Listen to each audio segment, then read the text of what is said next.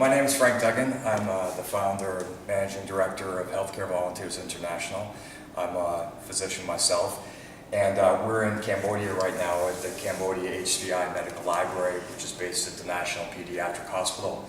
And I'm going to show you a suture training board that we put together inexpensively as an alternative to some of the prefabricated ones that are more expensive and may be difficult for you to transport to your location.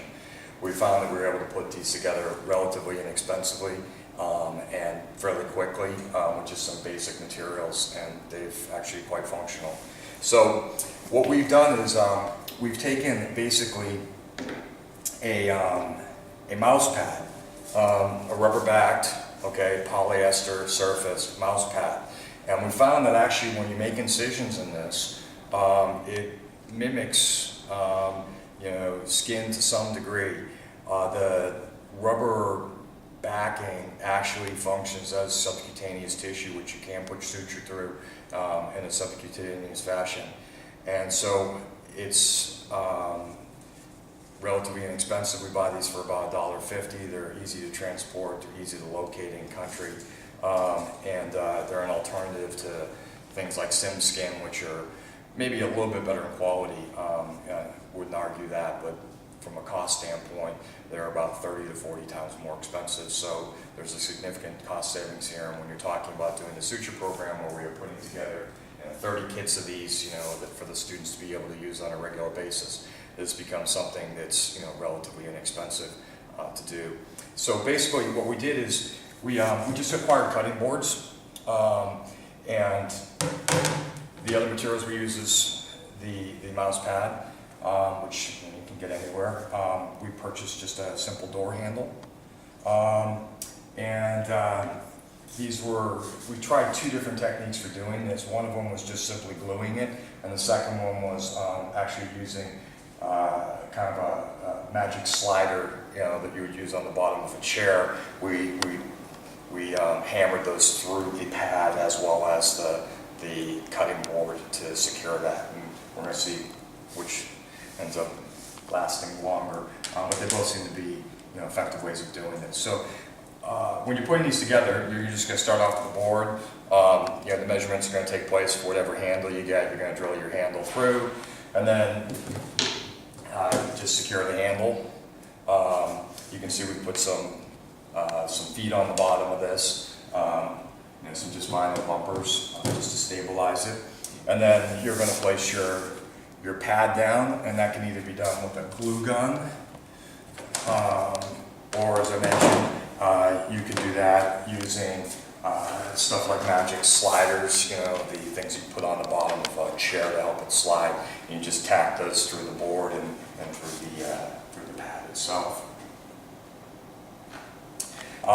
And then basically, after that's done, so your point of assembly is going to either look like this, if you decide to use the sliders, or if you just do a regular gluing, you'll have an appearance like this.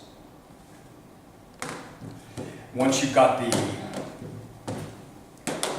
board secured, the pad secured to the board, what we did is just take a simple utility knife and a T-square and make your markings on there, which is going to mimic an incision. So you can see there's basically a bunch of different slices here that the student can then suture back together. And then if you come down the end here, what we prepare for the students is a basic instrument kit, which consists of iris scissors, pickups with and without teeth, a hemostat, and then a needle driver. And each of these kits also comes with a large piece of string, I guess, for practicing tying. And then we place a small tie here to mimic a blood vessel for hemostat tying. So if you come a little closer, you can see here the student can have someone help practice with them, doing tying of a blood vessel, for example, with the hemostat. We can do subcutaneous closure here. You can see this is running in the sub-Q. So we're using the black portion, or the rubber backing, to suture through, and that allows us to do subcutaneous closure practice. And then you can just do basic, simple interrupted stitches or any other type of surgical technique going across the board, through these, mimicked incisions in the mouse pad. So that's basically it. It took us maybe, I don't know, to put together 30 of these boards. May have taken a few hours to put them together. The total cost for this is about maybe $12 to $15. And it can be used repetitively. The pads can be easily replaced if they wear out. So we think this is a quick and effective way to develop a suture training board that may be a reasonable alternative to some of the ones that you may find that are purchasable. And certainly when you're talking about transporting them to other countries, this becomes something that you could do pretty much anywhere in the world. These are items that are readily available.